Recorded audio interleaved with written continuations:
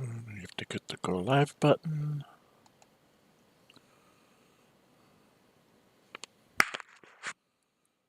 Hello everybody, Dren608 here. This is another in our series of the Unconditional Surrender solo playthrough. I am following a Cripple the UK Collapse the USSR strategy line. If you like what you see here, please hit the thumbs up button. Helps the algorithms in YouTube, and it also motivates me to keep making videos. If you really like what you're seeing, go ahead and subscribe. Hit the notify button. And every time I schedule a new stream and or upload a new video, you will be notified, and you can decide whether you can watch it live with me or if you're going to watch it later. The game is Unconditional Surrender. It is designed by Salvatore Vasta, developed by Mark Dye, published by GMT Games. There is a, for GMT Games, does this have a reprint of this game set up on what they call their P500. It's got like 400 some people have said they want to get it. So if they can get it over the 500 mark, then it'll, they'll reprint it and it'll come back to market, and we all can have an updated copy of the game.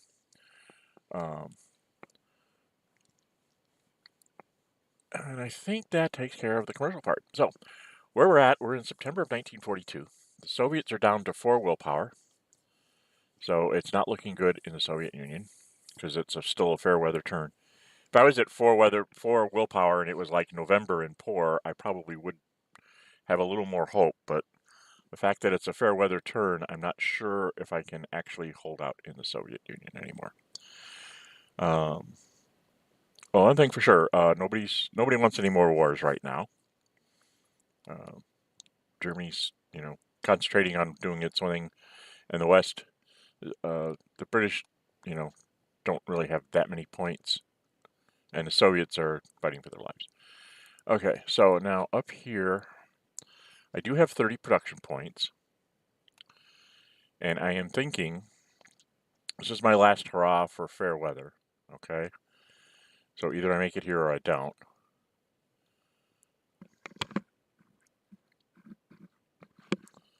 So I am thinking that I'm going to probably need to move all the Yugoslavs that are in the Soviet Union or close to it. So I'm going to go ahead and give a point to the Yugoslavs. I do have 3 points for the Turks, but I have a problem. This is the good news for the Allies, sort of, is that the British did manage to land and recapture Suez. So the Italians and the Turks are going to have to start doing something about this, along with the Germans. So I'm actually going to be a little overzealous here. And Romanians,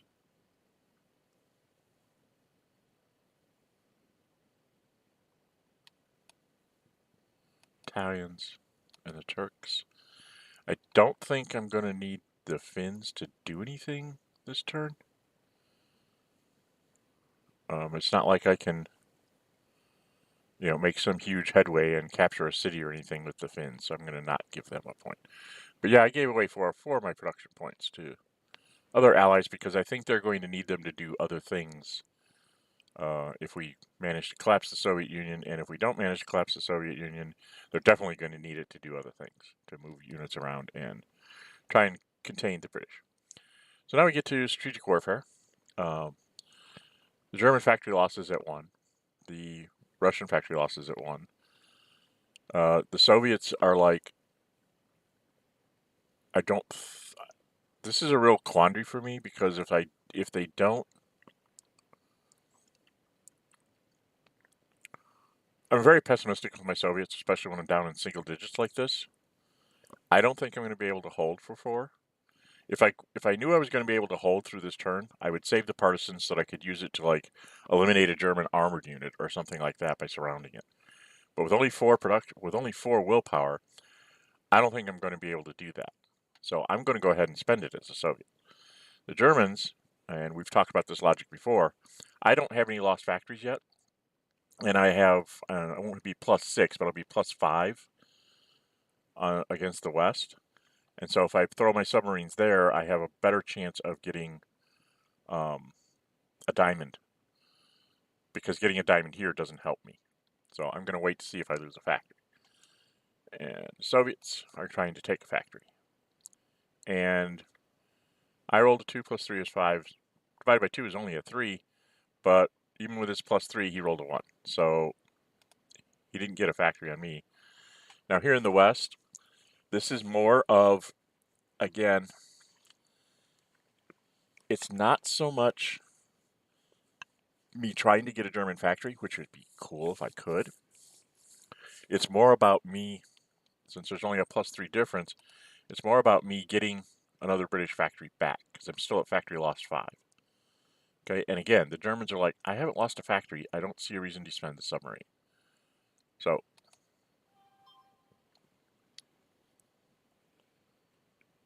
and they actually did chip me down a factory. They rolled a 6 + 2, made an 8. I rolled 5 + 5, which is 10, became a 5. So, they did finally chip the Germans a factory, and got another factory back for the British. But British only have 16 this turn. Soviets have 26. Germans have 26. And, like, Romania normally only has 1. They've got 2. Turkey normally only has 3. They've got 4.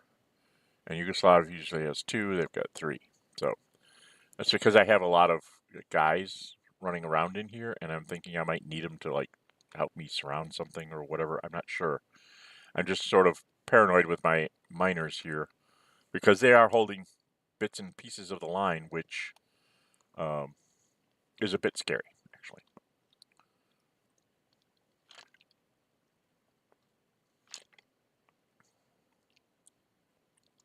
Okay. Strategic movement with the Axis. Now, I've been toying around with this, trying to figure out what am I going to do, because he still has this guy here. And if you go and look at, he still has the BEF down in the Arabian Sea.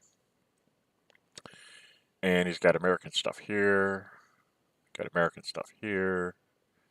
In sea zones, this sea box can hit sea zone 1, 2, which are along England, but 7 and 16 are along the French coast, which is something I have to start thinking about. Germans are getting an armored unit in October, but the Americans come in with a surprise attack marker, and the partisans and the free forces all show up here in October of 1942. This could be a problem for the Germans, especially if I don't take out the British. Or at least contain them. I don't think I can push them out this turn. But if I can collapse the Soviet Union, I should be able to get units down there faster than he can expand. So this was my quandary: is do I pull a Turk and put him down here behind this Turk, be like in this rough terrain hex, to slow down the British expansion that way? I'll probably move that guy out of the way, because at -2 he's not going to stand up, even if it's the British going -2 across the Suez Canal. He's a -2 unit, and I only have 1 ground support, which I may very well be using to collapse the Soviet Union. So, yeah, I don't really have good defenses there. So my thought was to try and do this.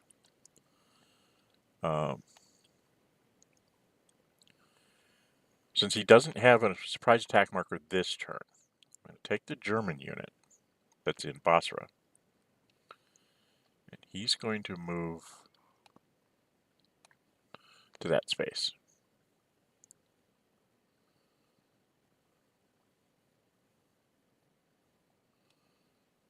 And end his turn there.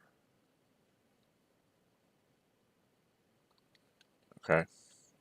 And then next turn, sometime this turn, if I don't forget, I'm going to move this Italian into Basra. All right. And then the following turn, I can run the, I can pull a Turk, a real army Turk, and put him here in Kuwait. Means that he can probably get on the continent, get into the Middle East by landing at Kuwait, but it's going to be much harder to land at Basra because he cannot place the partisans in Basra. And that is because Basra was a German ally, and even though the British conquered it, they're not allowed to play their partisans in an enemy's conquered country. Only their sides, countries. So, which kind of makes sense.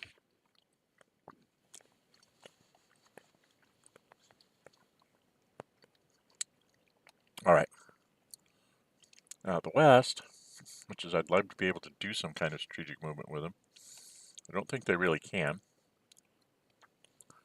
What do I got in the build bucket? Just an American fleet. So right now, I do have the 1st Canadian up here. And then I'm going to be moving some fleets there.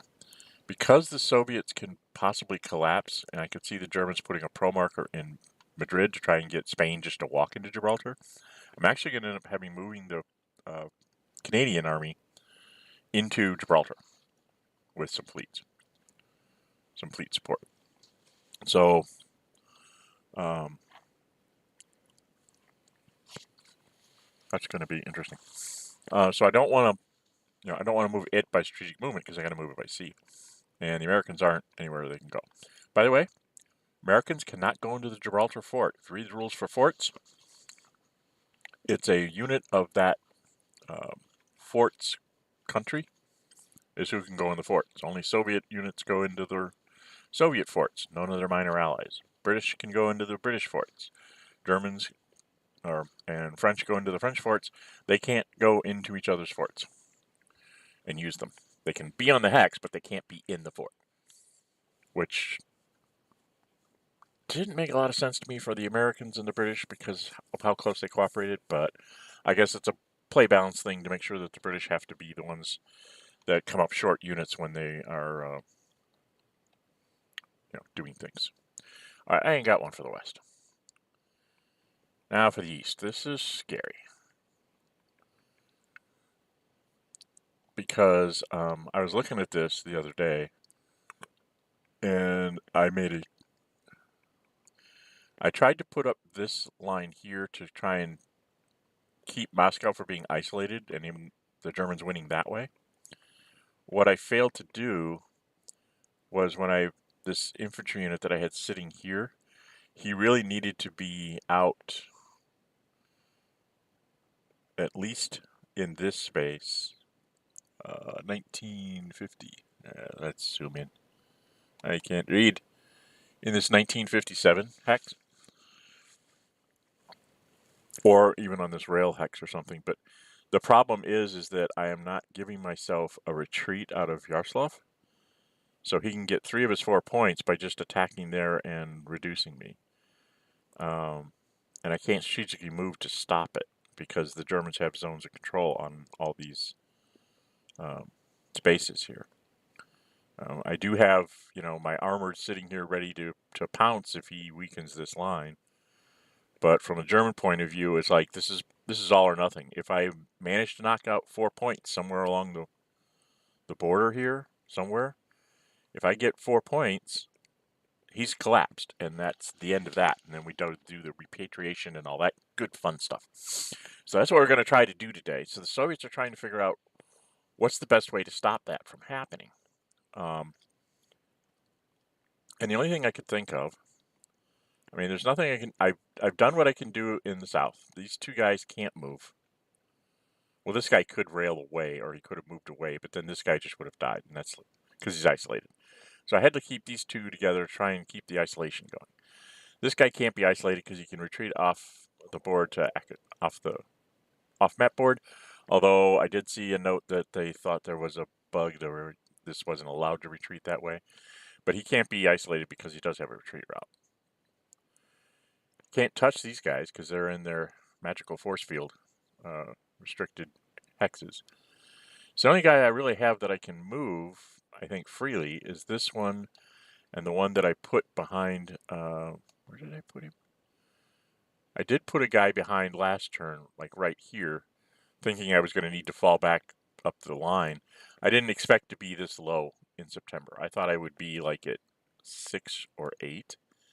And I had a few really bad splits that gave him a couple extra armies that I thought would be retreats. So, yeah, he's a little bit further along, as the Germans are a little bit further along than where I had hoped to be with the Soviets. I hoped to be in this situation with like 8 to 10 production points, or will points, so that, you know, he would get close and then whoever was left would just run away and go hide in the restricted areas and he wouldn't be able to conquer me. And all I need to do is start January 1943 and it doesn't matter what my willpower is anymore. I can't be collapsed. But I'm not going to quite make it. So, took a slight gamble and it didn't pay off. I think it was the May 42 turn. I think I tried to stay towards the front, and it's a 1/3 chance for fair weather, and he got it, and just went crunch. But I think if I had just retreated from there, he still would have had all those fair weather turns, and it wouldn't have mattered. He still would end up pretty much in this situation. You never can tell. It's situational. So the only thing I could think of to do, this is almost a free unit here. I wasn't paying attention. The 44th here, he can move a German infantry like here and go 1, 2, and call an assault. And this guy can go 1, 2, 3, 4, 5, 6. So he can hit me for a 3 here and a 3 here. He's isolated, so he'd be like +4, -1. Throw in a German airplane, he's +6, -1. He'd be a +5 to, you know, I'd have to like use tanks and things to keep him alive. So what I thought I would do is I would move this guy to right here. Because I still have tanks. He's going to use his Italian air to knock out my air. Still have a tank here, but then I would retreat across the river, and I wouldn't be isolated because I'd be adjacent to dudes. So that's why I did that. Okay, we're done. All right, the Germans have to... first things first, we're just going to suppress the air that we can suppress, right? So we're just going to just say, no, we don't want to give you the choice of using that airplane. And I got a lucky die roll, so I only had to use 1 sortie to do that. So the Italians now, 1, 2, 3, 4, 5. The Italians are within range to defend both of their units. So that's a good thing. Now this Yugoslav can actually move along here and kind of shore up the line. All right, I don't know if I want to start in the north or start in the south. I have a couple ways of trying to get this done. 6, 7, 8, 9, 10, 11. Ooh, I can't hit. Strachan is safe. I can't get to it. 5, 6, 7, 8, 9. Yep. My units are 1 hex, 2, 1, 2, 3, 6, 7, 8, 9. Yeah, because it costs 1 for the river, 2 for the city. That's 3. And 1 for the unit is 4. And I don't have anybody that's within 4 or the armor within 6 movement points. So I can't even attack this city. I already have Gronzy. Now I could try to do it here. I could go like 1, 2, 3, 4, 5.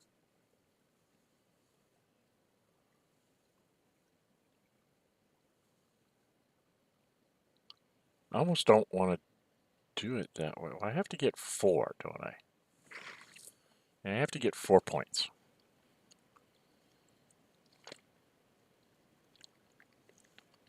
So that's 2, 3, 4, 5, 6, 7, 8. I'd only get 1 attack with the armored unit.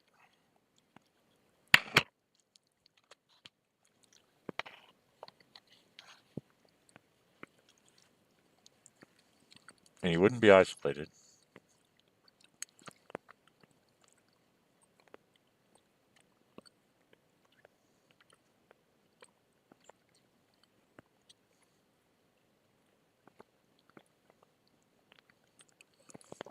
Only be like +5 to +2.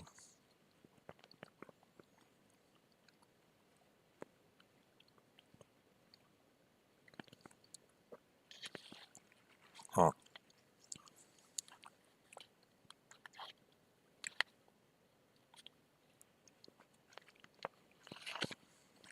This is a problem with me spending my German air the way I did.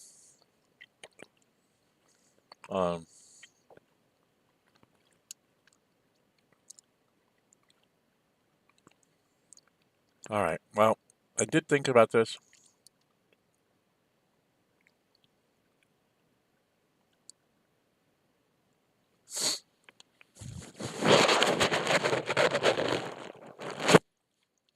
This is kind of what I came up with. It's not necessarily the best plan, but it is a plan.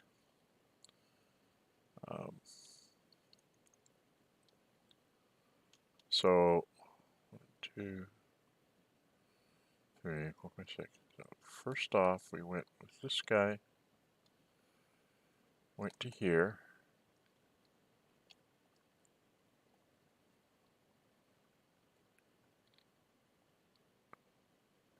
Goes ahead and attacks here. So right now I'm +1 to his +2. Okay. And what I do is I throw in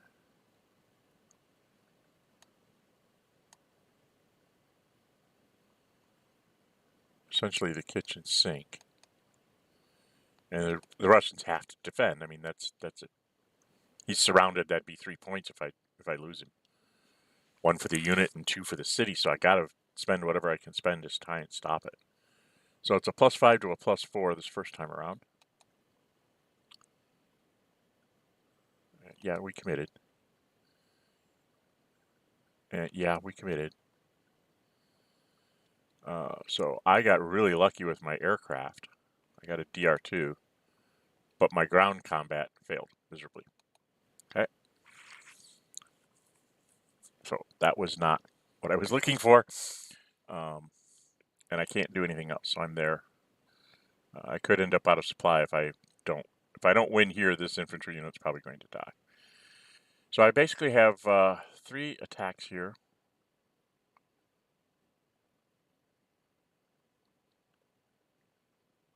All right, where was this guy? I screwed up.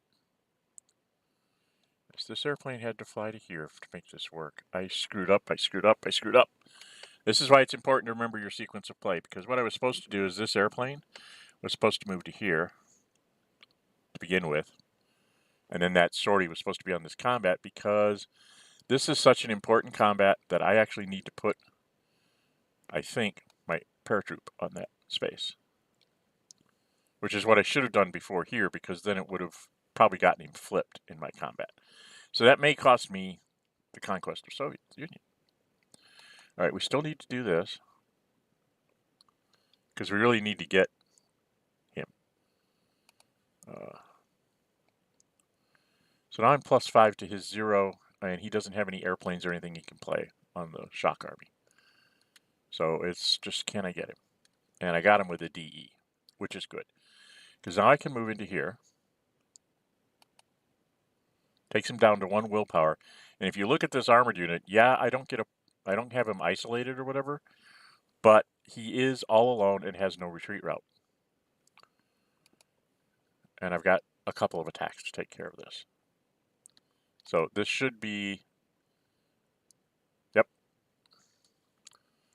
So I got a DD. What did I get on him? This thing's going through DD. So by getting a DD, he goes kaput. Moscow Treaty's in effect. If you'll notice, I have a whole bunch of units here. I'm going to zoom out here to show you kind of what happened. So the nice thing about the game is it knows the sequence of all the events that have to happen. And it's like, yep, all these... Oh, he didn't. We're supposed to roll for that. Technically, you're supposed to roll for the airdrop marker because it's supposed to be repatriated as well.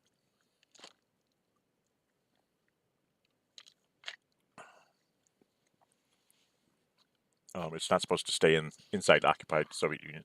But you see all of his units that were on the board face up. They're all flipped over. Okay?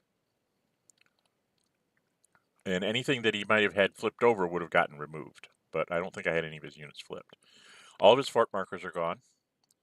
Moscow Treaty is going to be in effect. And then if he had any Soviet units outside the Soviet Union, they would be repatriated. I think he has a guy like in Sevastopol. So I get to do my repatriations first. Now all these miners, they don't get to go into occupied Russia, which is on this side of the line over here. This is where the Germans have to go. They don't have a choice. But like, if you look, you see this German here, because he's in occupied Soviet Union already, he doesn't get repatriated. And neither do these Finns. Okay? This Romanians don't get repatriated because they're already in occupied Soviet Union. So anything that was already across on my side of the line are gone. Oh, that's right. I did take Sevastopol. Didn't I? No. He's already done that. And I have a German infantry down here as well. Okay, so, well, let's just go ahead and get this Turk, or this Romanian. Can't go there. Put him on a rail line so I can move him where he needs to go. Now, all those Turks that had captured Batam, they had to give it all back. So, I put one Turk... Is it here?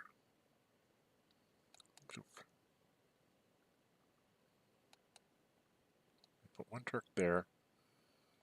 I put this Turk here. Invasions. And these guys actually go down here to start going and dealing with the British incursion that is coming. Then we got to go to Yugoslavia. Wonderful Yugoslavia. Well, they're real guys. Hello. Put one army there. We'll put a garrison there.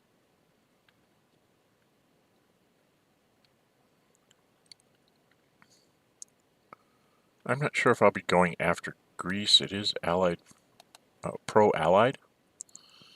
So I go ahead and put some Yugoslavs down here just in case, because when we now have a political phase again, and just in case the Allies pull a political success and activate Greece, I need to be able to deal with this.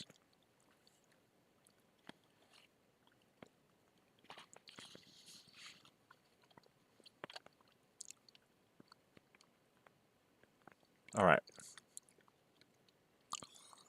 And this is a mistake in the game. This is one of those things where, it's, like I said, it's 99% correct. I am supposed to be able to place these Italians. They're being repatriated, which means that they can go to anything that my home country or my overseas. So these guys technically should be allowed to be placed in Tobruk, and they are not. And that is a mistake. That is not by the rules. So there are a few little things like that that are not being done 100% correctly. Because I should have been able to put both these Italian units, like in Benghazi and Tobruk, and then help me protect against the British, but that doesn't let me, which is very annoying from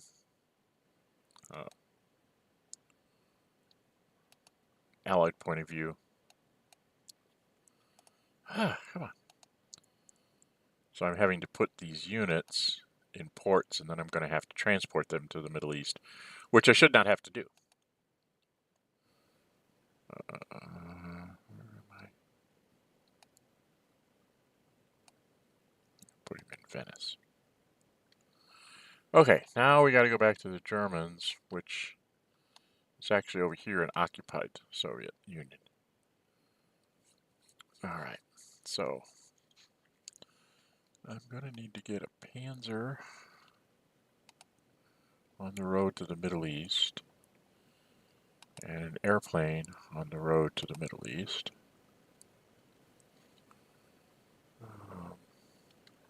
Not this turn, obviously. Some more. Need to have a second one there. And because the U.S. is in the war, I will be able to get these airplanes to help cover some of central Germany. So I'm just go ahead and get my airplanes. Oh no, I can't. They've got to stay in the east. So, all right.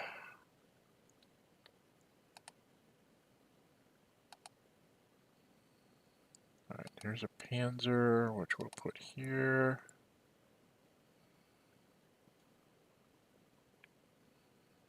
Another Panzer. I'm trying to keep them on like rail lines so that they can head back to the west and to the Middle East.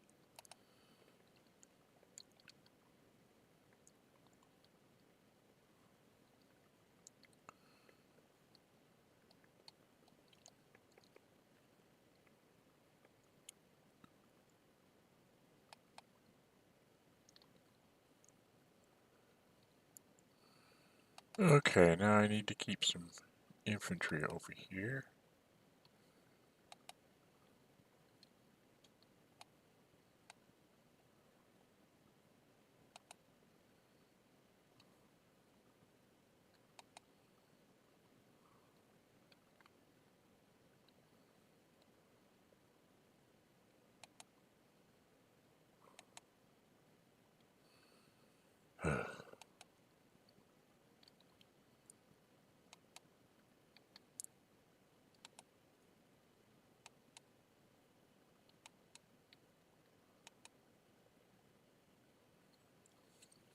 Okay, where else do I need to put some guys? I think I need to send some infantry back to the west, too.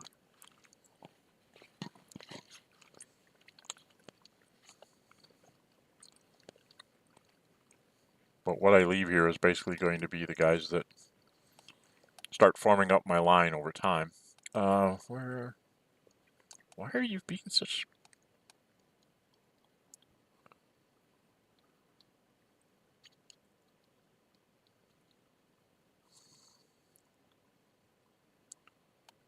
So put the 16th there. Let's put the 14th there. Put the 10th. Oh, just stick it in. Do this for now.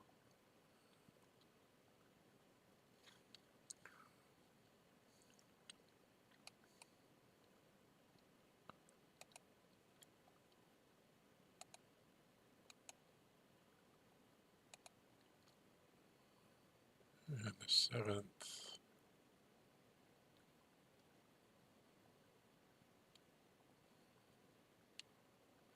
See, if I stick it in Sevastopol, the next turn I can have an Italian convoy come and grab me and bring me into the Middle East. Right?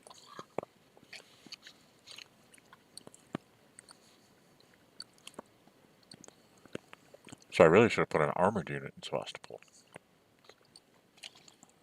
That means I can get it into, well, Hortense. I gotta undo all that. Alright. We're gonna put the first Panzer in Sevastopol. Second Panzer's gonna go here. Third Panzer's gonna go right behind it because they're on the road to the Middle East, and that's the shortest route also to Italy. Plus, these guys, being on rail lines, these guys will get railed where they really need to go. Turks were easy. I go in here. Come on. Dang it. Go there. Third Turkish army. It goes there.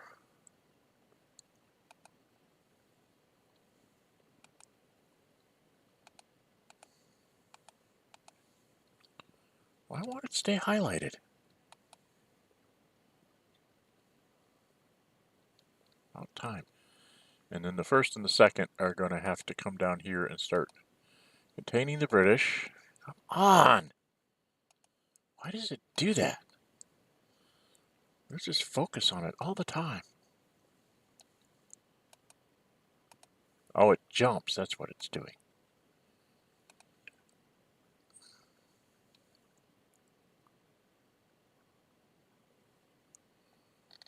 Let's go to the Yugoslavs.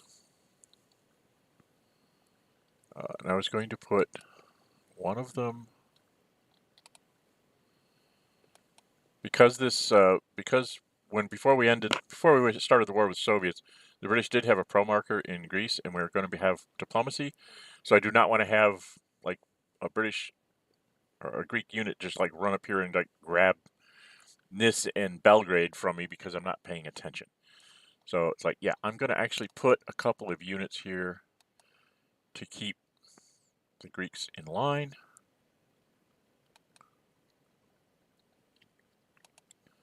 Then I'm going to put the others will just get on rail lines because they'll probably have to rail to get wherever they want to go. All right. The Romanian I put over 1, 2, 3, 4, 5, 6, 7, 3, 4, 5, 6, 7, 8. I don't know. I don't trust this whole Balkans thing until I have the British kicked out of the Suez. So we're just going to go sit in our capital for now. Plenty of time to get them back to where I need them to be. Unfortunately, this airplane will end up with a sortie on it, but I'm going to put it over here. And I'm going to put this one probably in Sevastopol because it can fly through Turkey and it'll get into the Middle East. It won't really be effective for a couple more turns, but at least it'll be down there to try and start doing something. Yeah,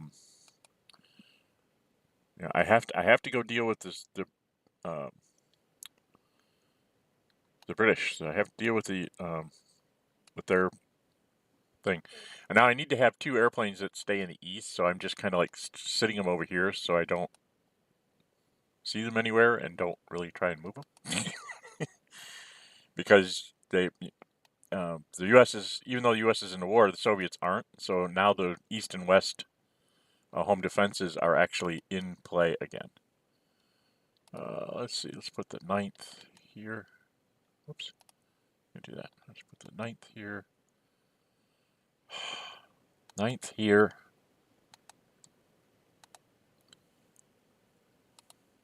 6th here. 16th here. Hi!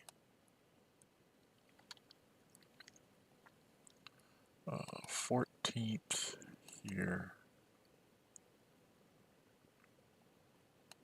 Jesus. 10th here.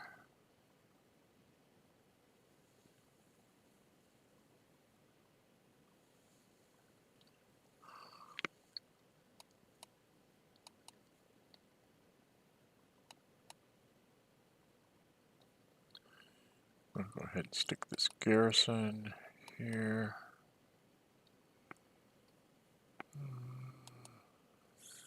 15th. Second. Where do I want the second? I'll put the 2nd Army. Film this.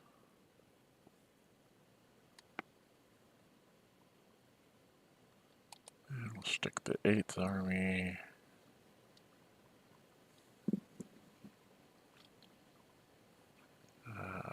Stick him there. Maybe. Come on, machine. And then these infantries, we're going to put like the first.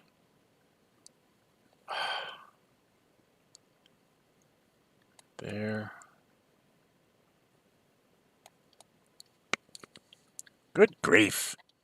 This is ridiculous.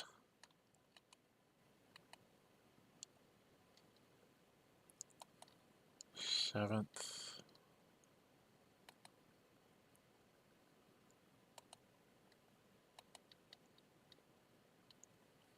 And we gotta go do the Italians. And as I was saying earlier, the repatriation rules for this is home country. So, like this garrison unit, this guy here should be able to be placed like in Sardinia because that's part of his home country, overseas area, or in Albania because it's an overseas area, but it's not letting me. So that is a flaw in the game. I also should be able to place these guys in in Libya because repatriation is not. I'm not having to repatriate for home defense, so I don't have to go in my home country. But the game doesn't recognize that, so it is a problem.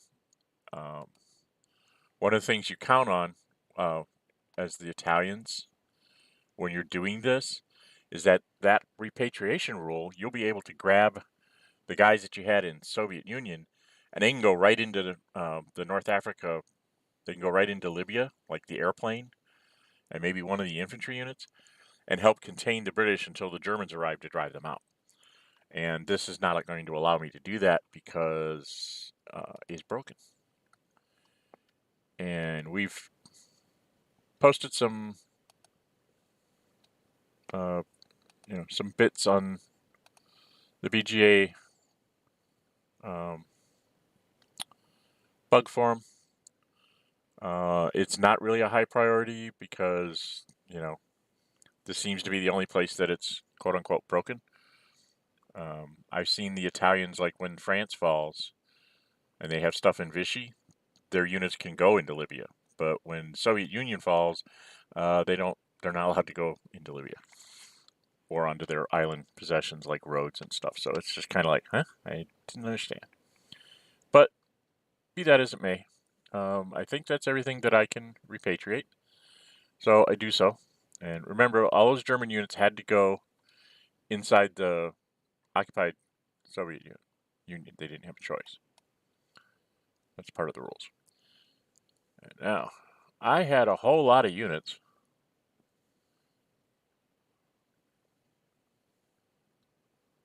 Where the heck were all these guys? As they had to repatriate.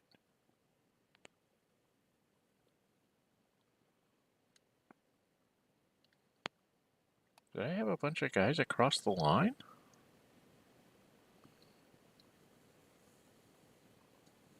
Oh, this is another flaw. See, he had all the guys. The restricted. This is another thing that I forgot. The units that are in the restricted USSR hexes.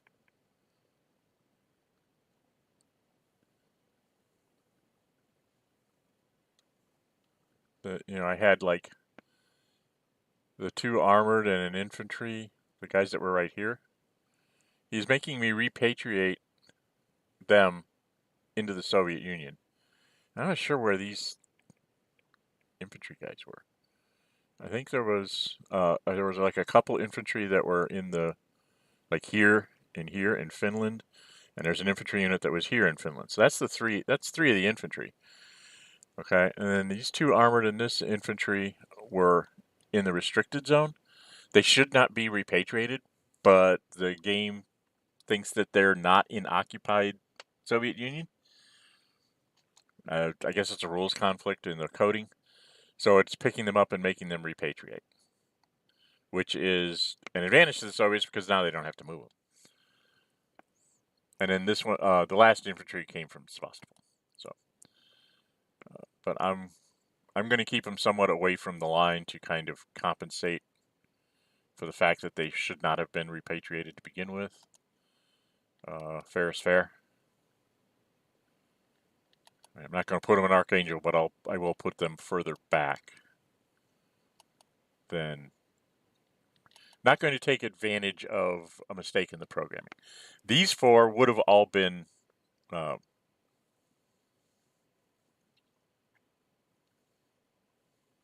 in places that they should be able to. So, like, this is the Sevastopol guy, so I can put him outside of Kursk. There was one in Soviet Union, or in Karelia. Put him outside of Bryansk. This one was in the part of Karelia to the north. So was this one, so I just put them closer up. All right, and I'm done there. And now this is the German unrestricted political success. I could take the Greeks away from them, but in order to put on maximum pressure in the West, most of us go ahead and put a marker in Spain. All right, and then we're back. Now you notice I go right back into the Axis subphase. So it's like we take this pause, we do all this stuff, and then it's like, oh, by the way, it's still the Axis turn. But you'll notice all the guys that I repatriated, they're all grayed out. I can't move them. All right? And that's true for the Soviet ones that I repatriated. But all of these Soviet markers should also be marked as not able to activate, because by rule, nobody inside the Soviet Union is allowed to do anything this operations phase once they've collapsed. You'll notice Germany's willpower is up to like 79. The Soviet Union is going to have a lot of points to just like rebuild these guys and flip over whatever they can out there. They will want to save 5. So 1, 2, 3. Let's see, 1, 2, 3, 4, 5, 6, 7, 8. I think I might build it. Only 6 save the shock armies. I can build them towards the front. So 8, that would leave me 17. And I'll probably just flip over a bunch of guys. 1, 2, 3, 4, 5, 6, 7, 8, 9, 10, 11, 12, 13, 14, 15, 16, 17.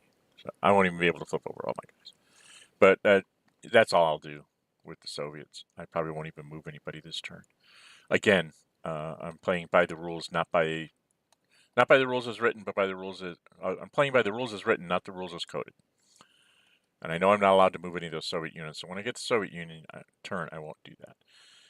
The Germans can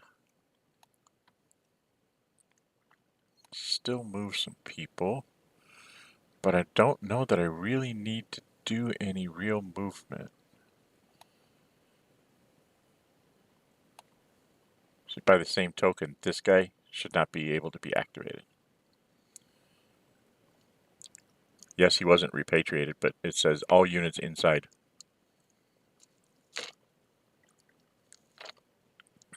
The occupied Soviet Union and the Soviet Union can't do anything for the rest of the operations phase. It comes from a misconception. People think that there's an Axis operations phase and then a Western operations phase and then a Soviet operations phase. It's not like that. There's an operations phase, and the Axis have an action subphase and a supply subphase, and then the West has an action subphase and a supply subphase, and then the Soviets have an action subphase and a supply subphase. At least that's the way it's been explained to me in the past. So there is only one operations phase, but each faction has a pair of subphases that they do within that operations phase. So when the rules say Soviet Union collapsed, everything inside occupied Soviet Union and unoccupied Soviet Union cannot do anything for the rest of this operations phase. That means for September of 1942, nobody in that front is supposed to be doing anything to account for the Germans, consolidating their hold, the Soviets are all discombobulated and trying to figure out where everybody is and where they're going to go. You know, who knows? Maybe it's a regime change. You know, however you want to picture it. Okay, so yeah, there shouldn't really be anything going on in the Soviet Union, and I will play it that way. BGA lets you move them, and so if you play it by the rules as coded, you can move these guys that didn't get repatriated, and you can move them forward to the line. I never do, and I always tell my opponents why. I've voiced my opinion on this several times in the BGA forums, and I think it might just be too hard to code. So, plus the developers that developed this module, it's like that's one of the sticking points, and then the fact that the Italians can't, when they come out of collapsed Russia, they're not allowed to be put in like Libya. But I mean, that's like they're like special cases that just didn't quite work out in the coding framework for whatever reason. I haven't looked at the code, so I can't tell you why. What am I going to do? You know, at this point, I really can't do much of anything, and I have all these points with the Germans. But I do have a lot of airplanes, and I want to save 5. Right? I want to save 5 because we're in diplomacy phase again. Let's go look at the Diplomacy Cup down here. Diplomacy Cup has 6 no events, a political failure, which won't hurt me in Spain, by the way, because I'm not adjacent to Spain. As the Axis, I'm not adjacent to Spain, so a political failure can't hurt me there. Political failure could give him something like Sweden, because I have an active Finland, which is adjacent to Sweden. Or Yugoslavia is active and adjacent to Greece, so that could give him Greece. I have 2 possible pluses. So right now it's 6, 7, 8, 9, 10. I have a 2 in 10 chance of activating Spain. They have a 1 in 9 because I'll pull first. So they'll have a 1 in 9 chance of doing something with the West, of getting a success and maybe getting rid of my Spanish marker, or maybe they'll go ahead and activate Greece. I don't know. And in the Soviets, you'll see me pulling with the Soviets because a political failure can't hurt them. If you look at their borders, this is a trick about the Nazi-Soviet pact. I'm supposed to count all the ceded areas for political reasons. Okay, if I pull a political failure, this minor is adjacent to me and he's activated against me. Conquered, conquered, conquered, conquered. Activated against me. Hungary, conquered. Italy, Turkey, activated against me. And I'm not adjacent to anything else because you can't touch Persia. So political failure doesn't hurt the Soviets. And all they can do is just try and pluck things out of the cup. And if they see like political failures come out from both sides, then they'll just spend their 5 to load back up the cup and keep the pressure on the Germans. This is one thing the Germans are now kind of shy of places they can invade to get political successes. There's Vichy, French North Africa. Spain, they're trying to get on their side. Also would not mind getting Sweden on their side because then that helps garrison the whole northern shenanigans up here, which you may see me try to pull as soon as I can afford to do it. If I get kicked out of the Middle East, I will probably come in through Norway. I've seen a couple of games where it's very tense on the Germans to come through Norway. And that was the other thing I didn't do against that city. So I had a heavy artillery that I was going to use against that Yaroslav with that infantry unit. So not only did I not play the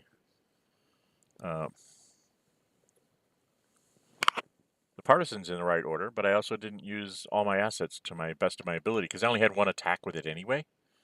When you only have 1 attack and it's like all you need to do is like take the city and 1 more unit, I should have just thrown literally the kitchen sink, the tanks, the heavy artillery, the airplane, everything, to try and get him.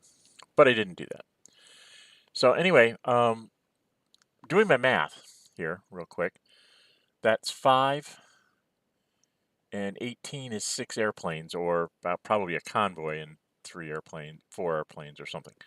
So yeah, I'm not going to do anything with the Germans. Now for the Italians, I do have to. I saved my Italian tanks. So I was going to get the Turk. Maybe I want him to fight me. Alright, well I do know I need to do this over here. Before I forget, this Italian has to guard Basra. Right? And then just to make him roll the dice, I'm going to put this Turk. Hello! There we go. Now that's not much of a defense of Kuwait, but at least I'm making him roll the dice. If he rolls a 1, hey. I might just actually hold the head. Because I still have my ground support, so he's only a -1. And he'll be a -3 coming in. So he'd be 1, 2, 3, 4, 5, -3. He'd be like a +2. Because he doesn't have his free forces or anything like that. Now next turn he will have that. He doesn't have a surprise attack marker this turn. What am I doing? I don't need to do that. He does not have a surprise attack marker this turn. I don't need to put that guy there. We will leave that guy be there. Okay. We don't want to move him.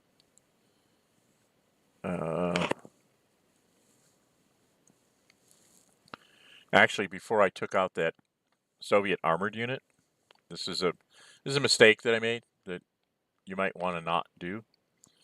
Knowing I was going to take out that Soviet armored unit, I might have wanted to move some of my miners, like my Yugoslavs, that were like up here. There was like a Yugoslav right here outside of Volkov. 1, 2, 3, 4, 5, 6, 7, 8. I could have gotten him like across the dividing line. Then he wouldn't be repatriated, and he'd already be back in the Soviet Union to start helping form up the line. So, I mean, you could do that.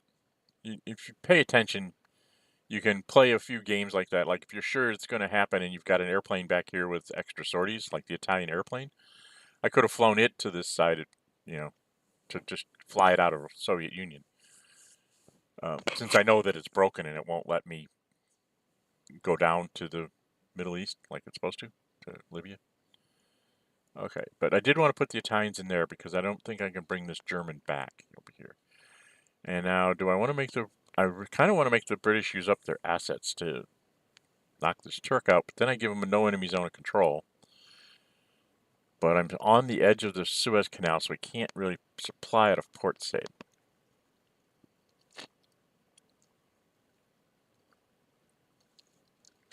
So I don't think I'm too... trying to think of where it can go. 1, 2, 3, 4. 4 movement, 7.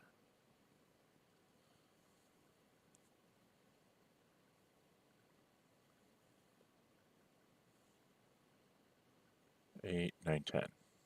Yeah, he can manage a decent break. There's nothing I can do about it. Okay, well, nothing I can do about it. If I just move this Turk, then he's going to go just 1 across the river, 3, 4, 5. Gets a retreat on the German and then goes 6, 7, 8, and then can come back. If I leave him here, it costs him 4 to get across, 3 to move me, and then 3 to take Port Said, so he can't move out of it. Which would allow me to move back in with this, bring some shipping in. He's going to bring in shipping. So things are going to get very nasty here very quickly, so I'm going to go ahead and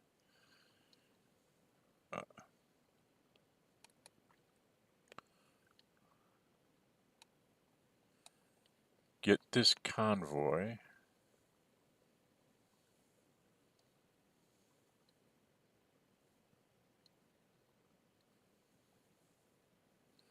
Okay, I cannot supply that German from that side. So this convoy is actually gonna have to go over onto this side. So if I'm gonna go to that side anyway, do I have anybody I can just go pick up? I don't really. So those guys were all just done this turn.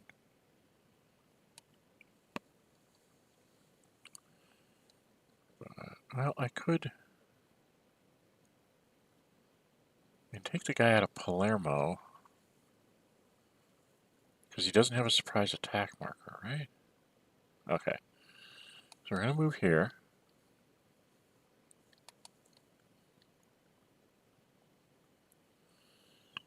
And we're going to go ahead and grab a garrison unit. Naval transport with naval escort. And then we're going to go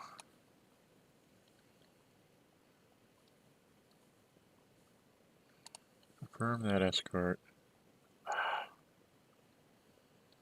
He keeps showing that German surface action, and it's not allowed to be down here.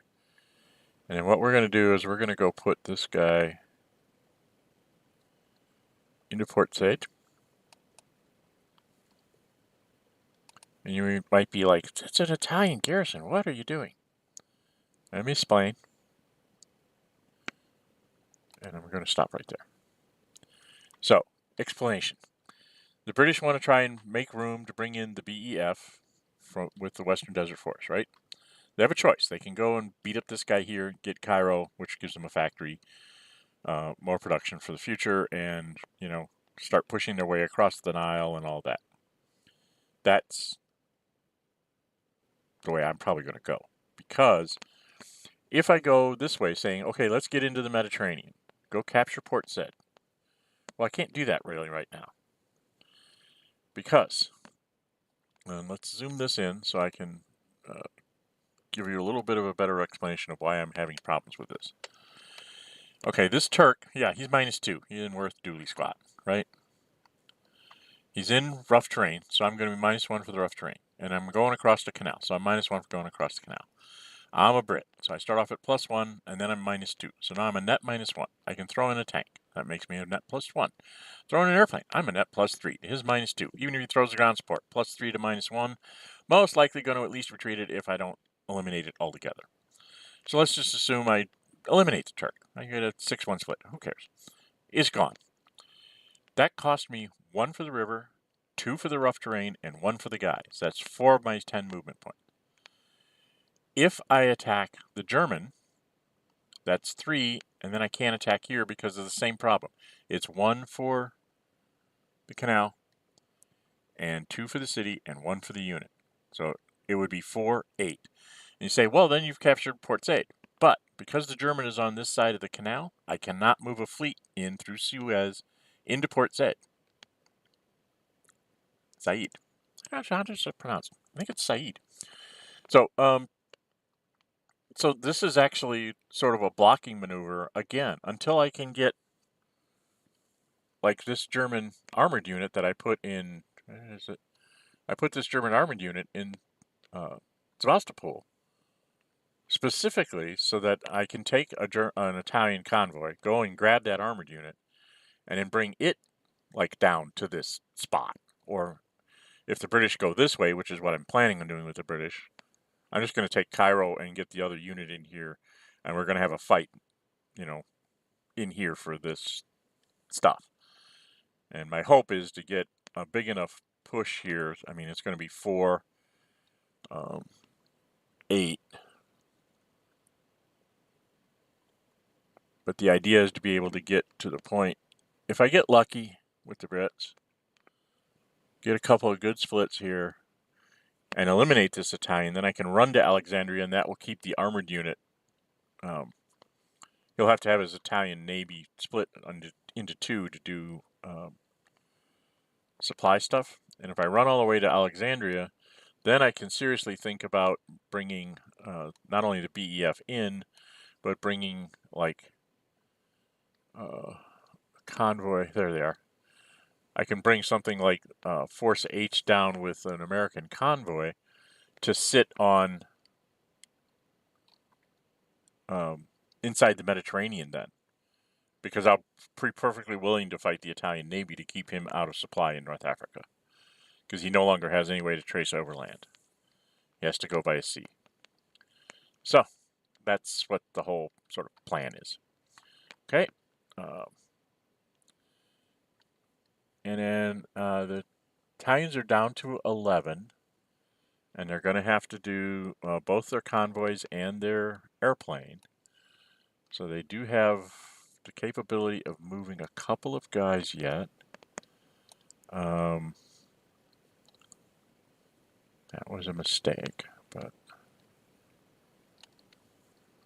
so what I'm going to do, does not have a surprise attack marker, so I'm going to do this shuffle now. This guy's going to move to here. Stop. This guy's going to move to here.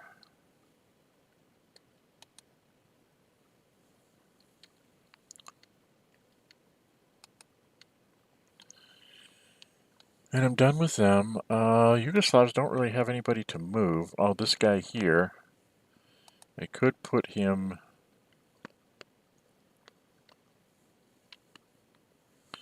No, I think he's probably best there. I didn't want to move the one Turk. The other 4 got repatriated. Italians, Romanians, no. Finns. Is there something I need to do with the Finns? These guys were not in. What do you call it? We're not in the occupied. They were in Finland, so they can. They are legally allowed to activate for themselves. So I am going to go ahead and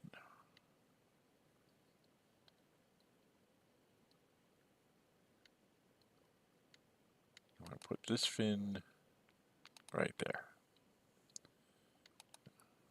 So when the Soviets come back, they'll have one more hex they have to go for. And I think I'm going to say I'm done with the Axis. I want to save those points for the Germans. I need to save 5 and then some for nonsense in the Mediterranean and so on and so forth. So, yeah. And we're going to skip the next voluntary and on we go. Dun, dun, dun, dun, dun, dun, dun, dun. Time to supply. So first off, we do it with no convoys. Make sure I got my supply stuff set up right here.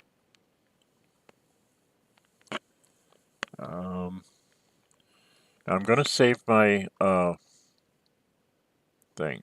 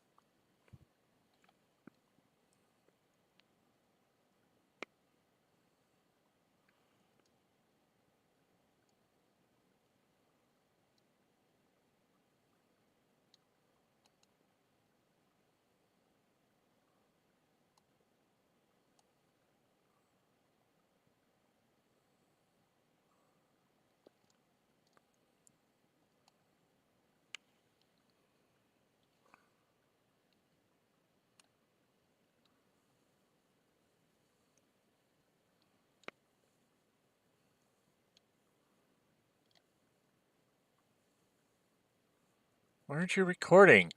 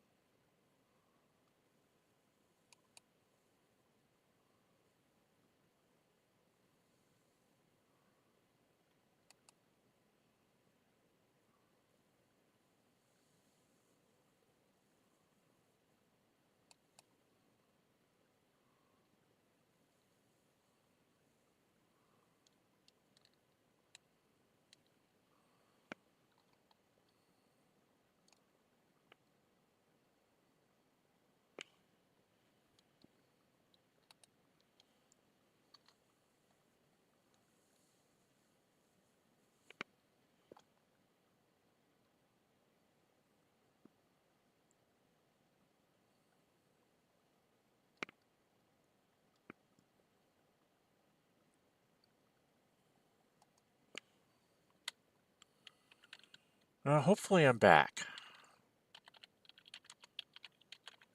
Right as we were doing the supply phase, I lost connection to the server, so you see me bouncing around on the screens trying to get back to it. Just trying to figure out the supply issues here.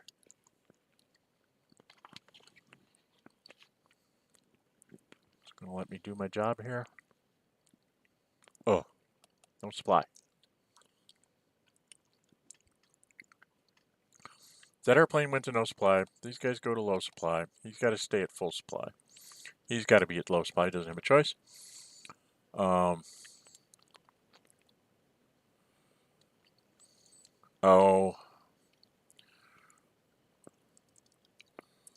Yeah, because 2 of them go out of Port Said, and 3 of them are going to have to go out of Benghazi.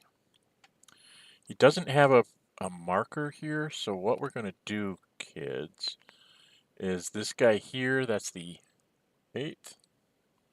Is that the 8th Army? Yeah, that's the 8th.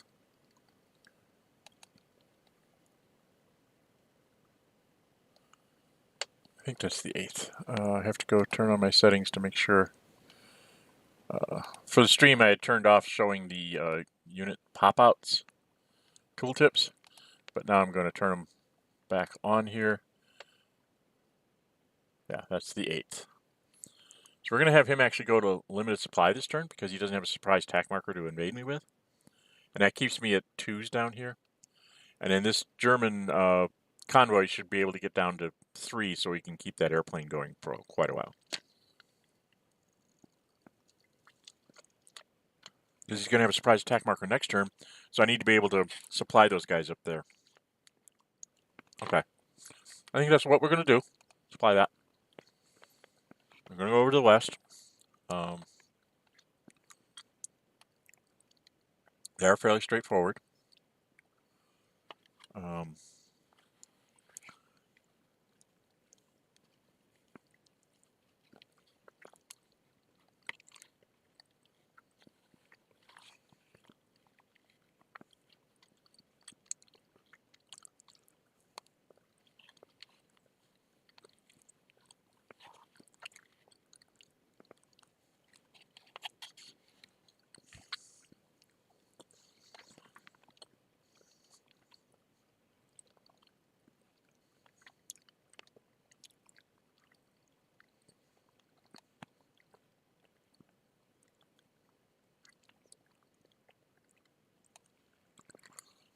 All right. So, since I've talked about this before, I don't know if you guys heard it or not, or if I was disconnected before I even started doing it. But if the British go this way, it costs 4 movement points to go here. See, for instance, if I go like this, see, I only have 6 movement points left, and it would cost me another 4 to go into to attack into Port Said. All right, and I wouldn't have enough movement points to move the German. If I attack the German, I wouldn't have enough movement points to attack Port Said. Said. So problems right here in River City. So I don't want to do that. So I'm going to cancel that. And I'm not going to go that way. Instead, I'm going to go this way and hope that I can sort of do a hook, bring the BEF in behind me to kind of hold on, and see if I can get to Alexandria. If I can get there, then maybe I can bring a fleet in this way to do supply out of Alexandria and Suez, and then start actually threatening some things on the Italians. So that's the plan. So we're going to actually attack the Italian. We're going to, obviously, this is kitchen sink time for both sides. So I'm going to end up at +3 because I'm -1 for the river, -1 for the city. But I'm +1 for British, +2 for a tank, and +2 for air because we're in the desert, so it's always going to be fair down here. So I'm a net +3, and he has a tank, so he's a net +2. So we confirm, and we commit. And I did manage to get a DR. So now the Italians are going to retreat to here. The British are going to take this because, hey, it's a factory. And a will point. Come on! Damn this thing. Okay, so now I have 6 movement points left. Unfortunately, with 6 movement points, even if I take this hex, I'm really not going to be able to get very far. Unless I get a DE, which is not a likely thing. I don't even know if I can get a DE. But we are going to go whole hog because we've got nothing else to spend our points on. So I am +3 to 0. I don't think I cannot get a DD. Can I? On a 6. I need a 6-1 split in order to make the breakthrough. So not expecting it to work. And I didn't even get that. I got a no effect, so I'm done moving. Okay, now I need to get this American convoy out of here. So what I'm going to do, since I have stuff to move on the British side, yeah, I'm going to need to have this full British convoy because of sortie stuff. So I'm going to take this American one. Well, before I do that, let's go back to England. Good to be the King of England. And I'm going to be there with 4 sorties on each. This is not good. I'm a little behind on my sortie count.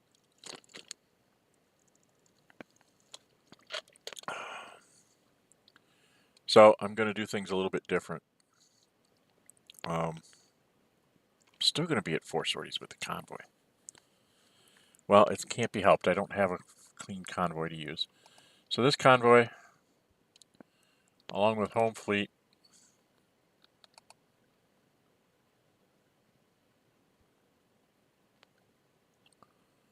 they're going to go here to here.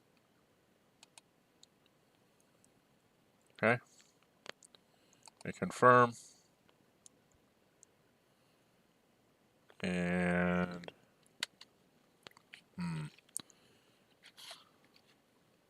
do I try to do anything now with my surface action, or do I wait until supply phase?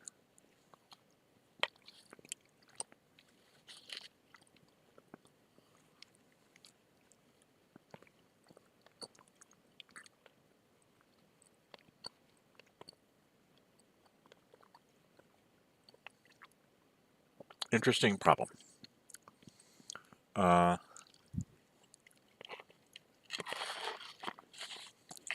now.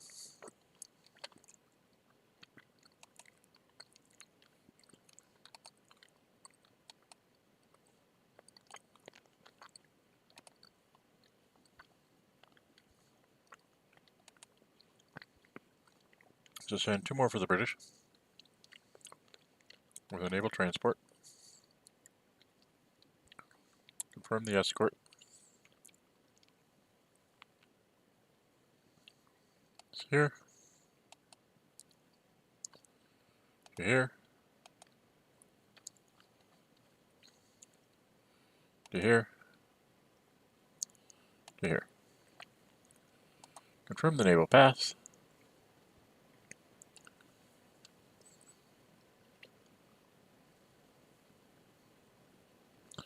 And no, I'm not going to intercept that one either.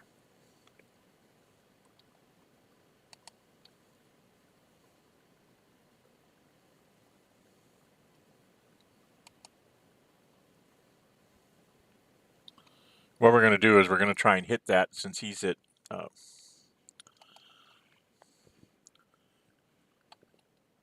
since his fleet's at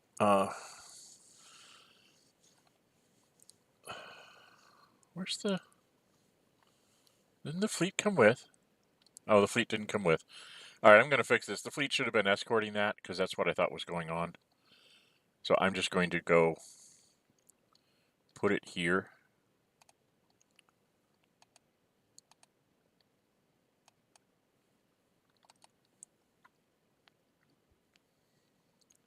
I'm fixing something that I messed up here. Not going to intercept him because he should have been...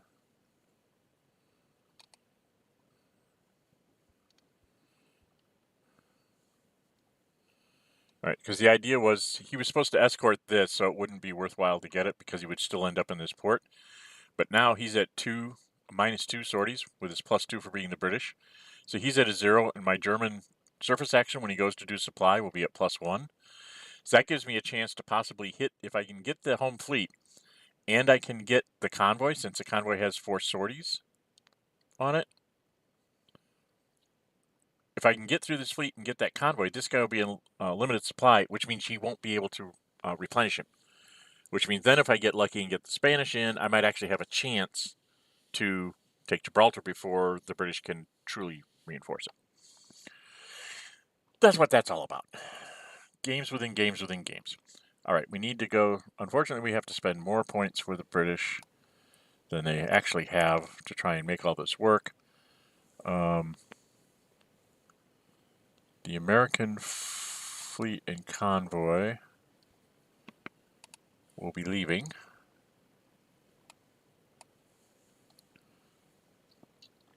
And I think for right now, we're just going to go...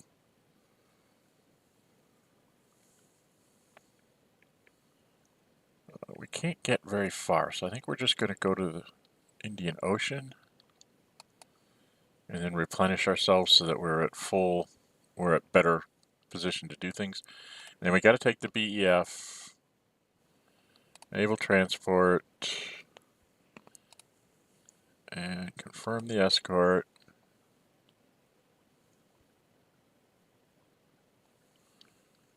And then all we're going to do is we're just basically going to move into Suez.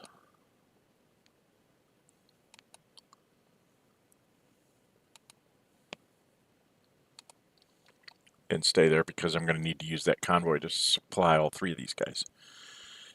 And I'm probably going to have to play convoy swapping games with this one and the Americans to try and keep this going until I can get another port. So we're just going to stay right there. And I only have 10 points left for the Brits. Okay. Don't have anything to build with the Brits, but 10 points is, I'm going to have to do the convoy.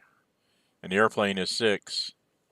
And the convoy in Gibraltar is 9. So I'm kind of like stuck. I could move a garrison unit around if I wanted to, but I don't see any point to it because they're all in pretty much the place they need to be. The thing I'm thinking I'm going to do is I am going to move the American airplane by naval transport. Just going to go here. Hello, dipshit. Land in Glasgow.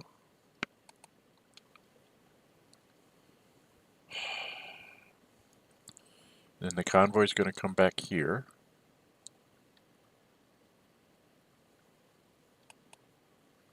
Just end his turn here. That way I have multiple choices for moving this American task force, whether it's a British convoy or whatever, but I don't, British convoys aren't really available at this point because I don't have the points to replenish them. Trying to do an offensive in the Middle East and hang on to Gibraltar. The one good thing is that the Americans pay for the Western supply, or Western diplomacy phase, so we don't have to worry about that. Okay, I'm done. So the important part's going to be the supply in Gibraltar, because that's the one that can be interdicted. Just waiting for the machine to catch up to us. Supply everybody that doesn't need convoy. Alright, so the one that we need to supply is the Canadian. Where is he? We're going to go ahead and do this one because this is kind of like the one that's important. Wait a minute. Why is it not? Some of these should just go away. Wait. Hello? Alright, so the most important one here is going to be the Canadian. And we're going to use the convoy. And we're going to escort. confirm the escort. And we have to go out and up and back and into Belfast. Okay, so that's how we're going to do our supply. And it's going to bounce down here. And this is the one chance the Germans have to really just kind of like screw up the British supply, so we're going to try it. I'll click on a friendly fort. Sorry. I have to click on the friendly fort. I always forget that. And then we commit to this. So he's +2 for UK naval, right? -2 for sorties. I'm +1 for German naval. So I'm actually have an advantage. Don't get that very often against the British fleet. And I did really well. Look at that. He rolled a net 2, and I rolled a 4 + 1 is a 5, so I did 2 sorties on that fleet. Now I get to go ahead and attack the convoy, but I'm only at a 0. I'm only a +0, but he's a -4. So best he's going to get a 2. So if I can roll really high, I stop supply. And I rolled a 1. So he was going to get a 1 or a 2 at best. I rolled a 1. So the gambit didn't pay off, and supply gets through. Came close. And that's like 3. That's also like 3 turns for the German surface action. It's delayed 3 turns, so it's like October, November, December, I think is when I'll see it again. Let me go up here and check. Oh, yeah, this I can just say supply all.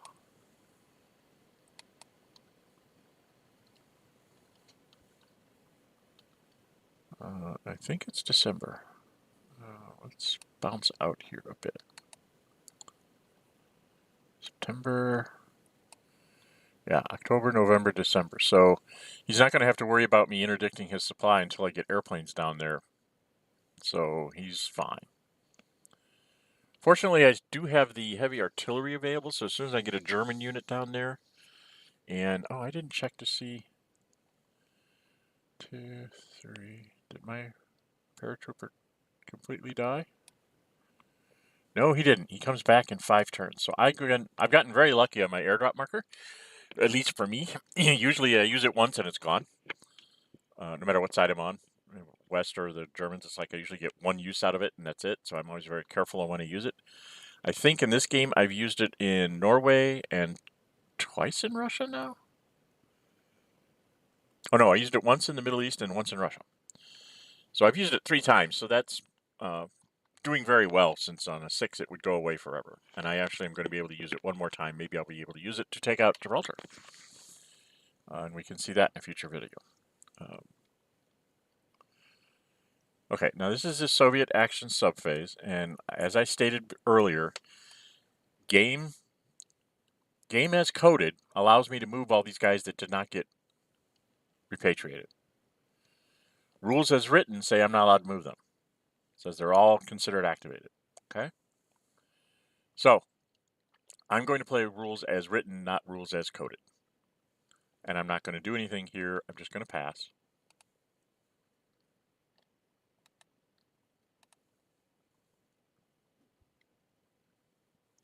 And then I supply them all. And we get into the improvements. The Italians only have 9, so it has to be convoy. And I'm going to need to get that Italian aircraft down here because dang British aircraft. The Germans have 23. I need to save 5. I definitely have to do that convoy. Okay. I definitely want to do this airplane that's going to be facing bombers. He couldn't rebuild Bomber Command last turn, so I was okay, but they're going to be coming soon. Now I have 17, so that would be better go over and check and see which ones I want to do. I want to do this one and this one, I think, for sure. Because these guys are going to be flying to the Middle East. Most likely. One way or another. Okay. And I still have 11. I don't have anything to build, so I can actually go both airplanes. I can just go ahead and build them out. And I still have 5 left, so I'm good. And I don't have enough to do anything with the Italian Navy at this point. The British, like I said, they only have 9. They only have 10 points, and unfortunately, they're going to have to make a sacrifice here because they really need to hold Gibraltar. So that's 2. I didn't realize that. I should have tried to figure out a way to save 11, but I couldn't. So that leaves me with 8. I definitely have to get this convoy back up. All the American stuff is easy. I think they're all in boxes too. He's not. So American stuff is easy, but with only 5 points left,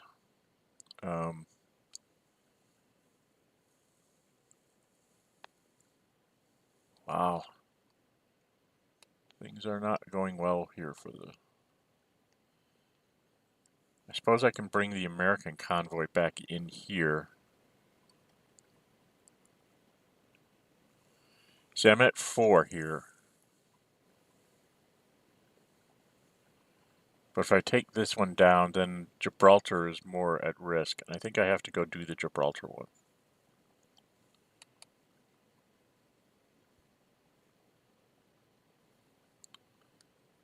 Undo that last one. Where's Gibraltar?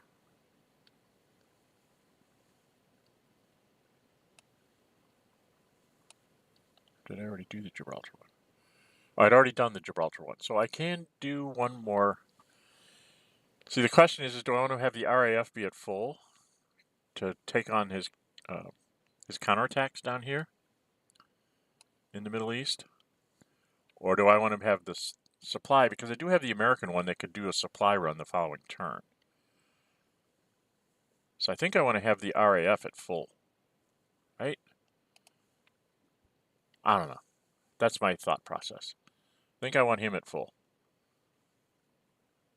I won't have a very good escort on the guy coming out of Gibraltar, so I might have to swap that fleet with Force H or something. I don't know. So now the Russians, they just want to make sure they save 5. Because they can't build anything till next turn. They have like 8 guys they could build, but I'm just going to go ahead and do the expensive ones first.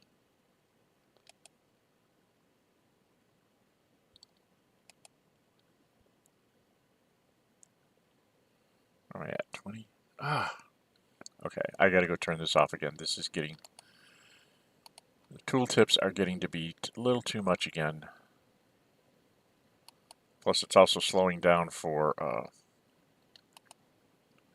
And this is a nice thing. You can pop up this menu, and you can kind of do things. If you want to leave it, instead of flicking here, you can just say, nope, don't show me tooltips no more. And then they won't pop up anymore, so that you don't have to worry about, oh, it's still doing it. Oh, your disable tooltips doesn't work. Alright, so just say don't show.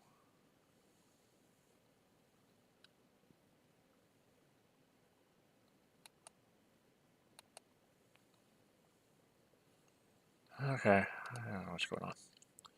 There's another expensive one. Do that one. Where am I at? I'm at 16, so I can do 11 more. Let's do the shock army.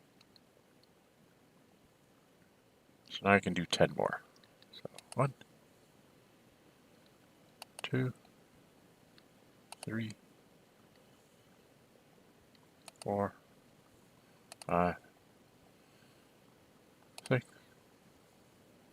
7, 8, 9, 10. I'm not going to build anything. I'm going to save my points for the thing because I'm only going to be at like in the teens from here on out. So I just wanted to try and get as many of these things flipped over as I could. 2, 3, 4, 5, 6, 7. Okay. These 7 guys I don't have to spend on. I just need to go move them all into the same place. Okay, I'm done. And now the British. This was the trick, so to speak. Is in September. I knew that this was going to happen, which is why I invaded when I did. What is going on here?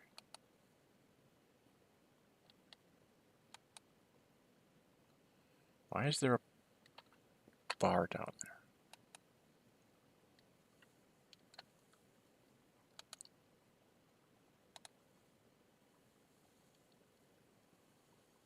I don't know what that was all about. Okay. So the idea here, the whole point of this exercise, I got these guys out here. The BEF can use the tank markers now, and the Western Desert Force is going to become the 8th Army as it did historically at this time, at the end of September. So now I have like a real armored unit here, backed up by an airplane, and then the BEF with its 2 tanks markers is kind of it's like a sort of kind of armor. And I still have the Americans available. If I wanted to, I could declare war on Vichy French North Africa and try to get the traditional thing going. The difference is that there's going to be a whole lot of German units that are going to have absolutely nothing else better to do with their lives than to come and make my life miserable. So that's what's going to end up happening here. This probably won't work. But if I can be fighting the Germans actively, in the Middle East, I've gotten 1 point off of his strategic movement or a strategic warfare thing, and if I've got a surprise attack marker and the ability to possibly, just jump in here with something in a couple of turns. Unfortunately, I needed to put the BEF in here, and I didn't have I had the points. I should have probably had these guys move to the Arabian Sea to maintain the threat here, because now he doesn't have to worry about this. Because I don't have anybody that can invade there. Oh well, dumb me. Okay, I've done my upgrades. Mobilization. Well, the British can't buy that, but the Americans can definitely buy this guy. Get a fleet out there. Confirm that. I don't have any points. I don't want to spend any of my points on this. I want to save them for political stuff. So here's the Germans. There is a chance that I could either activate Greece or he gets a pro marker in Sweden. That's a 1 in 3, 4, 5, 6, 7, 8, 9, 10. So a 10% chance that really something bad to me happens. 20% chance I get Spain. 10% chance I take away the British capability of doing anything. And a 60% chance that absolutely nothing will happen. So we're going to pull, because we got the points. This was the whole point of this, is try and get Spain. And we pulled a no event. Now, the British, there's a 1 in 9 chance that I will give him Spain. There's a 1 in 9 chance I can take Spain away from him, make him have to attack it if he wants to go there. And there's, I don't mind pulling a pro-axis marker because it makes it harder for him to get anything. And the no events, I'm not worried about because I have the Soviets to put stuff back in. So I'm going to take my 1 in 9 chance of doing terrible, horrible things to myself. And I pulled the pro-axis, so not a problem. Now, the Soviets are like, I don't want to pull that out of there. I want to leave that in there because it dilute the cup. So the Soviets spend their 5 just to put the no event back in. Okay? So if you go look at the cup now, it's got the 6 no events, 1 pro-Western, 1 pro-Axis, and 1 political failure. So it's basically a 1 in 9 chance for the Axis. Then it's a 1 in 9 chance for the Axis, 1 in 9 chance for or 1 in 8 chance for the Axis, 1 in 8 chance for the West. And then the Soviets will be putting stuff back in again. Because the Soviets can't get anything because they don't have anything adjacent to them. So the only thing they would want to do is, like, if they were to pull like if there was a political success in here and they were to pull it, they would actually have to take the pro marker that's in Greece off the board. So as long as there's no true political successes in there, it's worthwhile for the Soviets just to go ahead and just keep reloading with dilute the cup, keep the Germans from getting more allies. They have enough. All right. So that there was September. There was a glitch there in the middle of it. Hopefully the stream will all go together. I will probably try to edit out that glitch, but not sure if I can. So we'll see if that worked. All right. So I'm Gen608. This is the end of the stream for USE, Cripple UK Collapse the USSR. I'm not sure if I will be streaming the conclusion of this anymore. I have had a few comments on things from people, but the audience doesn't seem to be there, and real life is getting in the way. It's going to be at least a week at best before I can even try to get back to this. So leave me comments. Let me know if you really want to see this go forward. I may not do this as a live stream anymore. I may do this in my off time, streaming to private and then editing it to just be posted up for people to watch. The live streaming doesn't seem to be working so well because I'm not getting people to join in. So maybe it's just because they're too long sessions with just me babbling along. Okay, so like I said, I'm Gen608. If you like what you see, hit the thumbs up button. If you really like what you see, go ahead and subscribe. Hit the notify button, then you'll be told when I'm streaming again and when I'm posting up videos. I think that's it. Yeah, this is Unconditional Surrender. I'm not getting my little thingy to go where I want it to. So this is Unconditional Surrender, game designed by Salvatore Vasta, developed by Mark Dye, and published by GMT Games. There is a P500 on the GMT Games website. It's how they get reprints done. As soon as they can get 500 orders for a particular game, then they have enough financial backing to go ahead and do a reprint. So if you're really interested in this game and you want to see it flourish, go sign up for that if you haven't, and then you'll be able to get a complete copy of the game with updated rules, and I think there might even fix a little anomaly in the map that's in the actual physical printed map. There's two hexes that have the same number that are right next to each other. I'll let you figure out where they are by looking at a map. So now you got to buy the game so you can look at the map and see what hexes I was talking about. All right. I think that's it for now. Until we meet again, stay safe and bye-bye.